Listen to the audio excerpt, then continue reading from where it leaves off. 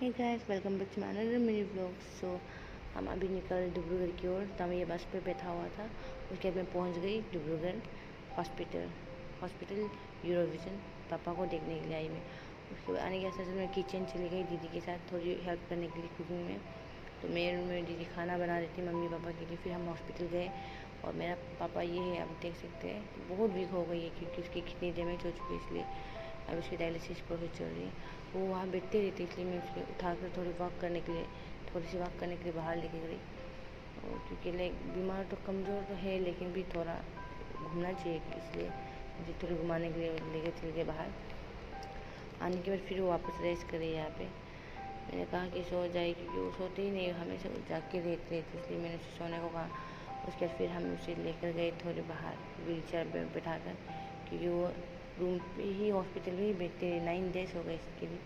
फिर मैं उसे लेकर गई डाइनिंग टेबल पे। ऐसे डाइनिंग टेबल पे बैठा के बात कर रही थी, यहाँ वहाँ बैठ रही। उसके बाद पापा जो अचानक से कहाँ चले गए सोची, तो यहाँ आकर टेरेस में बैठ रहे वो, यहाँ वो अकेले बैठ रही थी। तो उसे मैं भी ज्वाइन कर ली पापा को। आई थिंक उसे सुबह घूमने मन कर रहा था और इसके लिए वो बाहर निकल कर आ गई।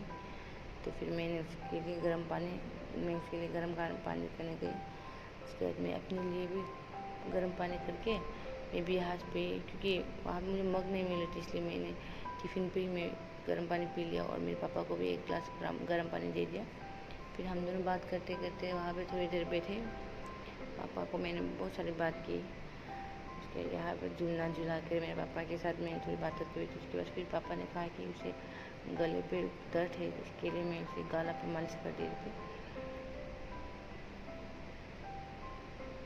उसकी नेक पे दर्द होती थी, बैक पे होती है, क्योंकि आई थिंक उसकी नेक पे कुछ लगाया हुआ है ऑपरेशन, उसके लिए डायलिसिस के लिए लगाया हुआ। उसके लिए उसका आई थिंक रिलैक्स नहीं होती, इसके लिए उसकी पीठ दर्द होती है। तो उसकी हमें मालिश करने की रहती थी, तो हम मालिश करते थे बीच बीच पे। तो यहाँ मैं गर्म पानी पीते हुए मैं तो मालिश कर दे रही थी। क्या हम दोनों बात करके पापा को मालिश करने के बाद वहाँ से हम निकल गए। उसके बाद मैं आ गई वापस किचन पे खाना बनाने।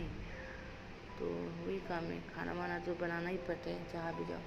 ऊपर से इतने बीच मम्मी और दीदी सिर्फ इसके लिए मैं भी मदद कर रही थी बीच बीच में।